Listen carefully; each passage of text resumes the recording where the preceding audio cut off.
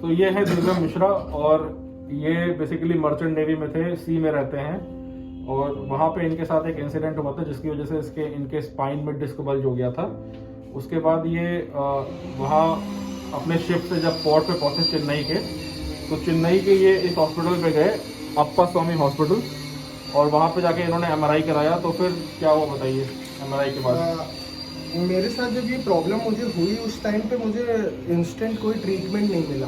तो मैं जब चेन्नई पहुंचा तो उन्होंने मेरा एमआरआई किया और दे जस्ट फाउंड आउट कि I am having slip disc in my L4 L5 reason.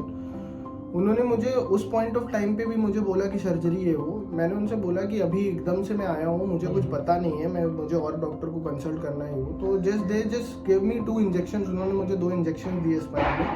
उसके बाद I was feeling much better. पर जैसे ही मैं 2-3 and they didn't recommended me physiotherapy. उनका जो सबसे बड़ा ड्रॉबैक था, उन्होंने मुझे फिजियोथेरेपी के लिए रिकमेंड नहीं किया। तो एज सून मैं जैसे ही वापस आया कानपुर, वैसे ही मेरे 2 दिन बाद वापस से इशू हो गया। फिर मैं डॉक्टर अंकुर गुप्ता और डॉक्टर केतन से मिला।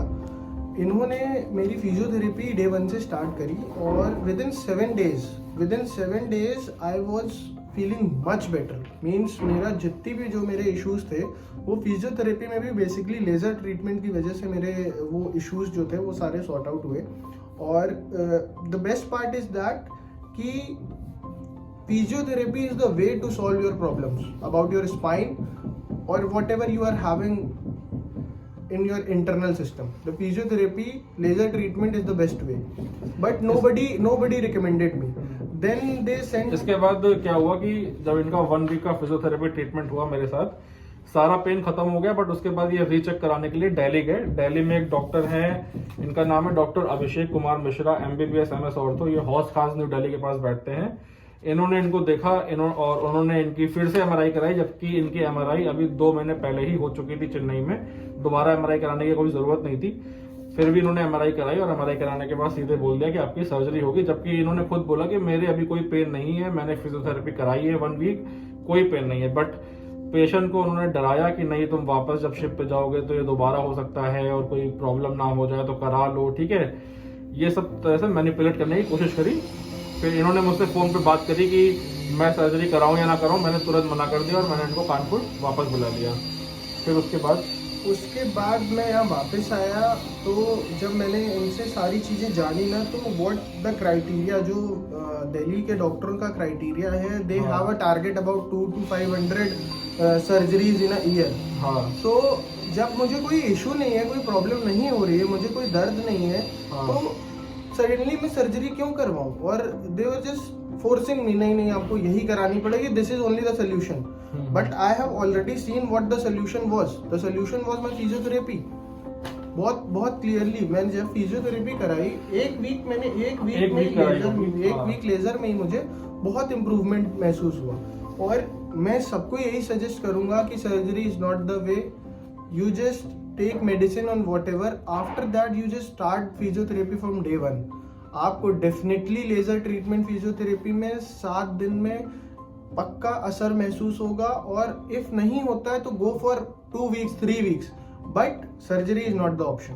Surgery is literally not the option. ये वीडियो बनाने का पर्पस ये है कि जो लोग भी इस वीडियो को देख रहे हैं, वो लोग को जब भी कोई स्पाइन की प्रॉब्लम हो, आपके माता पिता को या आपको हो, कोई यंग हो, कोई ओल्ड हो, कैसी भी कंडीशन हो, जब भी आप किसी ऑर्थोपेडिक के पास जाएं तो एक डायग्नोस्टिक प्रोसीजर तो फर्स्ट टाइम होता ही होता है। एक्सरे हो गया, एमआरआई हो गया कि अंदर क्या चीज़ है वो देखने के लिए। उसके बाद वो आपको मेडिसिन देते हैं। अगर मेडिसिन से नहीं कवर होता देन कुछ इंजेक्शन आते हैं। जब मेडिसिन स्टार्ट होती है तो आप उसी दिन से आप अपनी फिजियो भी स्टार्ट कर दीजिए, ताकि मेडिसिन और फिजियो का कॉम्बो मिलकर जल्दी आपको रिलीफ हो। अगर मेडिसिन फिजियो कॉम्बो नहीं काम कर रहा है तो फिर ऑर्थोपेडिक आपको इंजेक्शन देंगे।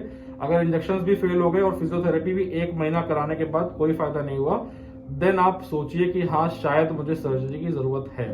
पहले आप इस प्रोसीजर से होके गुजरे।